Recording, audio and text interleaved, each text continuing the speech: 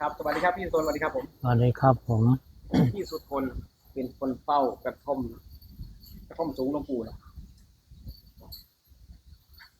นะครับก็งวดที่แล้วพี่สุทนจุดได้อะไรนะ703703ครับวันที่ก็คือว่าที่เข้าหนึ่งครับวันที่หนึ่งไม่ได้ตัดเนาะไม่ได้ตัดถ้าตัดเอา2 ตัวก็ถูก70032 ตัวคือหลายคนหลายท่านอย่างบอกว่าพี่สุทนเคยอยู่กับหลวงปู่ไหมแต่ก่อนครับเคยอยู่กับหลวงปู่ได้นวดได้อะไรกับหลวงปู่นะก็ได้ขึ้นนวดให้หลวงปู่นไปนวดให้หลวงปู่ด้วยำครับอืมเคยนวดให้หลวงปู่แล้วก็ยืนยันว่าหลวงปู่อยู่ตรงนี้จริงครับอยู่จริงอยู่นะอยู่กระท่อมยายเน็ตด้วยยายฮัดด้วยๆอ๋อก็มีลายกระท่อมเลยลายกระท่อมซีกระท่อมตรงนี้สีกระท่อมก็อยู่กระท่อมต้นมะขามวันครูแทนวัดครูแทนก็อยู่ก็อยู่ทีนี้ก็อยู่กระท่อมยายเน็ตก็อยู่ยายฮัดก็อยู่ซีกระท่อม แต่ทำไมตรงนี้เจริญเราไม่รู้เนาะไม่ทราบครับเพราะว่าพี่สุทนท่าน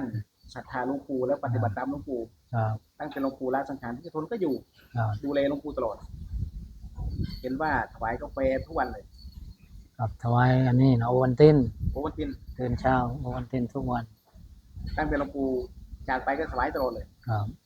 ไม่ถ้าเคยถ้ามีก็ถวายถ้าไม่มีก็ไม่ได้ถวาย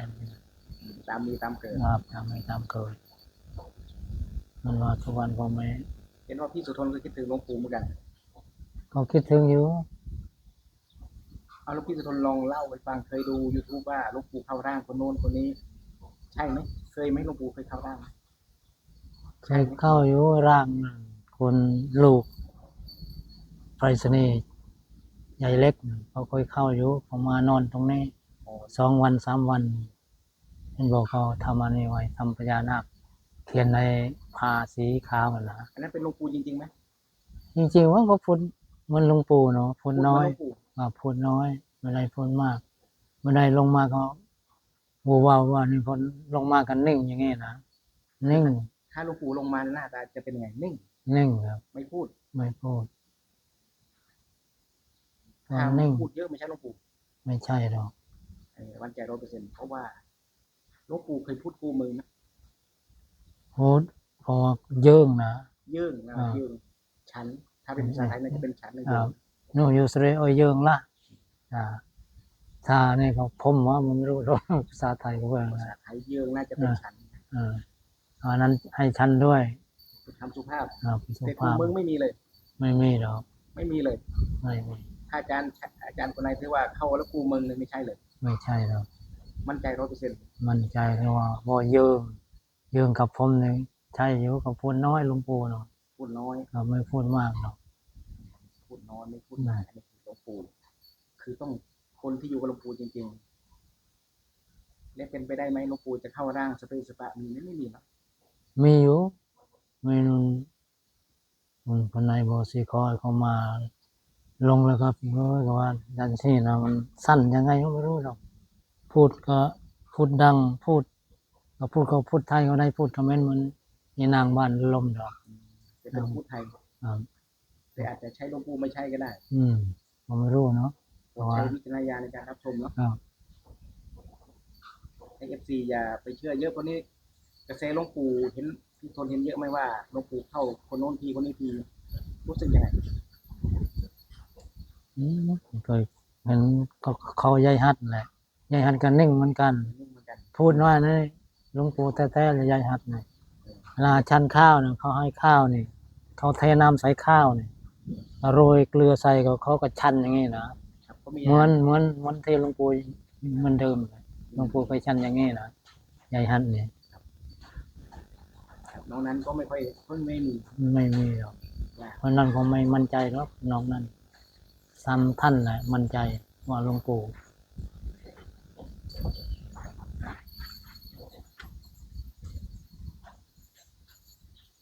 ล่ะ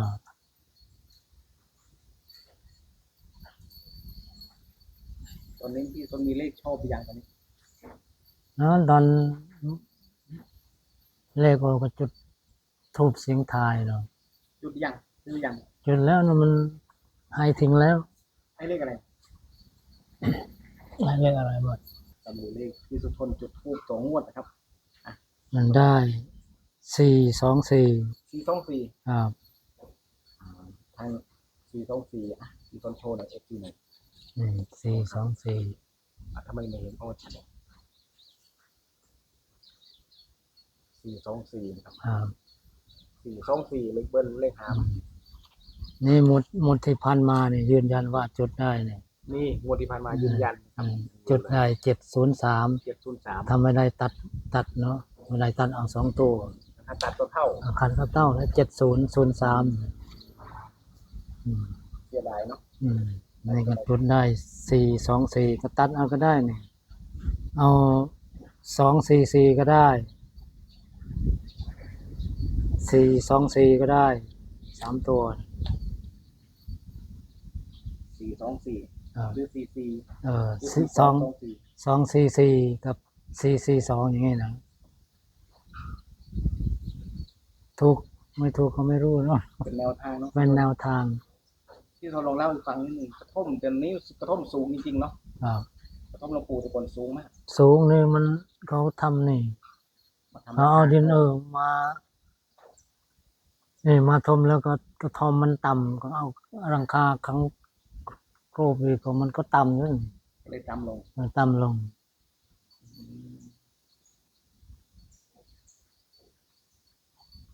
พอตอนนี้ FC มาเรื่อยๆไหมพี่ตอนรู้มาเรื่อยๆหรือว่าไม่ค่อยมาเงียบ มันค่อยมาเงียบตั้งแต่นั่นแหละตั้งแต่สงครามเงียบเลย สงครามเงียบเลย มาเขามาตอนนั้นทวีไอสุรินทร์มา2 ครั้งแล้วตอนนั้น ก็อยากจะฝาก FC ที่จะเข้ามาก็มาได้กระท่อมสูงก็เป็นสถานที่หลวงปู่เคยมาเหมือนกัน เคยนั่งเคยเยี่ยวเคยนั่งอยู่แต่ข้างล่างนะหลวงปู่ส่วนมาก แล้วหลวงปู่จะนั่งอยู่ตรงไหนพี่ทนพาเดินดูพาเดินพี่ทนเดินดูพาที่หลวงปู่เคยนั่ง70 กว่าแล้วพี่ทน เนี่ยนั่งอยู่ตรงนี้แหละ ตรงนี้นี่ ตรงนี้เลยบอก เขานั่งข้างบนเขานั่งตรงนี้ แล้วนั่งข้างบนจะนั่งตรงนี้ตรง ตรงนี้เขาจุดไฟไม่ซองจะขาดแล้วนะ โอ้ตรงนี้ไฟไหม้ตรงรอยหลวงปู่จุดเลยบ่เนี่ย ครับ ถ้าจุดทำไมหลวงปู่จุดทำไม ผมไม่รู้นี่ก็จุดตรงนี้เนาะมันก็ไม่แต่ว่านู่นหลวงปู่ นี่ไฟเพลิงไปแช่ซอดร้อยแล้วถ้าแช่ก็ได้กับตัวมเพลยว่ากระท่อมปลานะ เดิมทีเป็นกระท่อมป่าใช่ไหม มันรู้เอาถ้ากระท่อมป่านี่ตรงนี้ตรงเข้าคีนี่หลวงปู่คีตรงนี้แหละ ตรงนี้เลยบอก นี่ตรงนี้นี่ ที่พุทธี ครับพุทธคี หลวงปู่พี่ทนลองเล่าให้ฟังตอนเขาพุทธีหลวงพี่ทนไม่เชื่อว่า มีความเชื่อว่าไงว่าที่หลวงปู่แล้วศักดิ์สิทธิ์อยากเจอ อยาก เล่าให้ฟังอยู่รอบ แต่ก่อนไม่เชื่อหลวงปู่ว่าเนาะเราทำอะไรก็อยู่เฉยนู่นไปไถนาอยู่นู่นไถควายแต่ก่อนเนาะ แต่ก่อนไม่เชื่อหลวงปู่ ไม่เชื่อหรอก ว่าหลวงปู่จะศักดิ์สิทธิ์ ไม่จะศักดิ์สิทธิ์ตอนเข้าขี้แหละตอนเชื่อว่าคำโบราณเขาว่ามีหลวงปู่ที่หลวงปู่คีเป็นเงินเป็นทองเขาว่านะถ้าคนไหนมีบุญไปขุดที่หลวงปู่คีมีเงินมีทองขึ้นมาเขาว่าทีนี้ผมแหละตัวนี้นะขุดให้เขาหลวงปู่นั่งคีนู่นมันอยู่ทางนู่นแต่ก่อนนั่งอยู่ทางนู่นหลวงปู่ก็นั่งนี่ ผมไปพุทธไม่เจอเลย ขุดก็ไม่เจอเขาเอาว่าหลวงปู่ออกไป ผมก็จุดธูปจุดเทียนสาธุเด้อหลวงปู่ถ้าขยมกนาเกิดบุญเกิดกุศลผลบุญขยมนาจุบานเอาจุบานเอาน้อมขุดที่หลวงปู่คือหลวงปู่เยี่ยวก็ให้เห็นเงินทองนะปรารถนาอย่างนี้อันนี้ก็ไม่ได้ ไม่ได้ขุดเดี๋ยวเอาในมือนี่นะโกยอย่างนี้เนาะโกยมีแต่คิดอย่างนี้นะมีแต่คิดนี่ไม่มีเห็นคีอะไรเลย ไม่มีเลย ครับเกรียมแห้งเลยนี่ แล้วที่มาที่ไปตรงนี้ดินไม่เคยหมดเลย ไม่เคยหมดหรอกเอาไปเยอะแยะ เอาไปยังไงก็เหมือนขึ้นมาเหมือนเดิมขึ้นมาใหม่ ตอนนั้นอาจารย์ดวงเอาไป เป็นถุงปุ๋ยแหละนี่ขุดเอาตรงนี้แหละตอน2-3 วันมานะอาจารย์ดวงดีนนสระแก้วนะ โอ้สระแก้ว ครับ เอาไปก็ยังไงก็ขึ้นมาเหมือนเดิม ขึ้นมานี่มันขึ้นมาแล้วนะท่านบอก ขึ้นมาจริงๆด้วย ขึ้นมาจริง เอาไปมีหมดเลยตรงนี้ คนนั้นมันเต่ามาอะไรสวยเลยนะ เหมือน สาม เต่า คน เหมือนเจดีย์เลย นั่ นะ งมันเจดีย์ เหมันเจดีย์ขึ้นมาเลยคน สามกองนั่น 3 กองใหญ่ ครับ ๆขึ้นประทำประสงค์หรือเปล่า ไม่รู้ สงสัยแล้ว ก็แสดงว่าหลวงปู่ท่านให้โชคใครอยากก็บูชาได้ดินตรงนี้ก็ไม่ใช่ว่าเราเป็นความเชื่อส่วนบุคคลเนาะ ครับ แต่พี่สุทนอายุเท่าไหร่นะ70 70ประมาณ76หรอวะปี93เนาะ2493 2493 76 77ยังกินดินอยู่ไหมตัวนี้กินไหม กินอยู่เป็นบางคราวเนาะ บางครั้งบางคราว ไม่ได้กินทุกวัน คือหลวงปู่สวงท่านไปในท่านต้มดินกิน ครับต้มดินนี่เขาเอาไปทั้งก้อนซ้ำนี่แหละ เอาไปด้วย เอาไปด้วยให้ลูกศิษย์ให้เอาไป เอาก็เวลาเขาออกไปเอาอยู่ในตัวพ้องคือตาหมอคนก่อนคนนี้ หลวงปู่เอาดินไปด้วย ไปด้วย ตอนที่พักเขาก็ต้มเอาในใส่แล้วก็ฉันสงสัยยาของหลวงปู่ก็ไม่รู้เนาะตามแนวทางของหลวงปู่ผมก็ไม่ทราบแล้ว แต่พี่สุทนเลยทำตาม ครับ กินแต่ยังแข็งแรงทุกคนดูนะ70 กว่า ครั้งแรกแต่มันเจ็บอยู่นี่เจ็บ แค่หัวเข่า เขาเจ็บ ขับรถไทยได้ไหมตัวได้ ได้ครับ ไทยนาเองในรถไทยใหญ่ ครับ โอ้คนไม่ใช่ธรรมดานะครับ70 กว่ายังแข็งแรงอยู่นะทำอยู่หลวงปู่ นั่งทำงานกับมันนี่เจ็บหลังเนาะเจ็บหลังกันมันเดินโก้งลงนะ มันเอ็มลง เป็นนวด เจ็บ ให้หลว นะ งปู่จำได้ไหมนวดตรงไหนนวดตรง นี่ตรงขานี่ตรงนี้เขาก็นอน อย่างนี้บอก ข้างบนนะ พี่ทนลองจับลองทำดูที่ตรงไหน ก็นอนตรงขาหลวงปู่อย่างนี้แหละเนี่ย ตรงนี้เลย นี่อย่างนี้นอนแขนตัวขามาขึ้นมา หลวงปู่ว่าไงบ้างท่านพูดไหม ไม่พูดหรอก ตอนนวดเสร็จแล้วเขาว่าแหละพอแล้วกว่า พอแล้ว พอแล้วเขาให้เงิน200 บาท เงินอยู่ในซองเขานะ มีเงิน200 บาท มาเปิดซองดูได้200เท่านี้นอนในหลวงปู่ได้200 บาท มันก็ดีใจแล้วเนาะ ไม่ได้ซื้อเลขบอก ไม่ได้ซื้อหรอกตอนนั้นยังไม่เล่นเลขหรอก ซื้อกระตรง ก็เล่นแล้วไม่ได้เล่นอย่างนี้เลยก็เล่นหุ้นเล่นอะไรนะ ปกติก็ไม่มีหวยเล่น อื หุ้ ม นเลยนะ เล่นหุ้นครับเล่นแต่หุ้นเยอะ วันนี้นะพี่ทนถ้าไม่มีสลากครอบกระทงไว้ต้องใช้พังหมดแล้วเนาะ เอ้ยมันไปแล้วปลิวไปหมดแล้วเนี่ยมันพุหมดแล้วเนี่ย พูดหมดแล้วเนาะ มาแล้วเนี่ยนี่มันกินเนี่ยบวกมันขึ้นกิน ก็ ทำยังไงเนี่ย รักษาร่องรอยเดิมๆได้ ถ้าได้นี่อาจจะใช้อันนี้ไหมนี่มันหักแล้วนี่ใส่มันสูงขึ้นซ้ำนี่นี่ให้มันกระท่อมมันสูงนะอันนี้ใส่บะตรงนี้ก็ใส่นี่ อันดั้งเดิมเลยเสา เอาเสาดังเดิม แต่นี้ใส่แล้วก็จะก่อปูนอย่างนี้นะก่อปูนเป็นสี่เหลี่ยมก็เทน้ำไว้จะพวงมันขึ้นนะ โอ้จะเอาเสาปูนมาใส่ ครับ ตั้งไว้ ครับ ตัดข้างล่างออก ไม่ใช่ตัด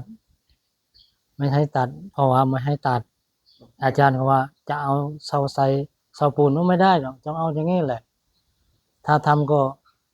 อันนี้นะก่อบล็อกเป็นสี่เหลี่ยมนะ โอ้ทับไว้เลย ฉาบไม่ทับฉาบ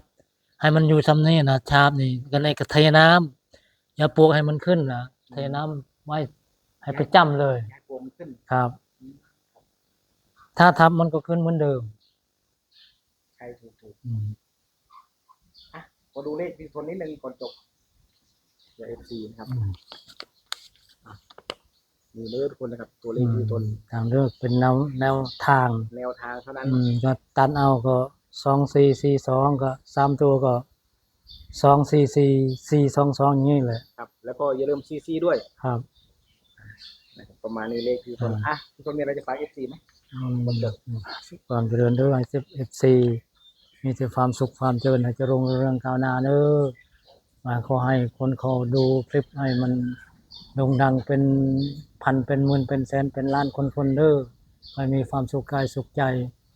คิดยังไงสมมาเด้อขอบคุณไม่รู้จะพูดยังไงเนาะสุขความเจริญตลอดปลอดภัยเด้อให้อยู่ดีมีสุขภาพแข็งแรงดีความสุขกายสุขใจ ให้ตลอดปลอดภัยเด้อหลวงปู่ช่วยลูกหลาน FC เนี่ยโด่งดังมัน หลวงปู่แหละให้กระฤทธิ์กระเดชตลอดปลอดภัยสาธุสาธุ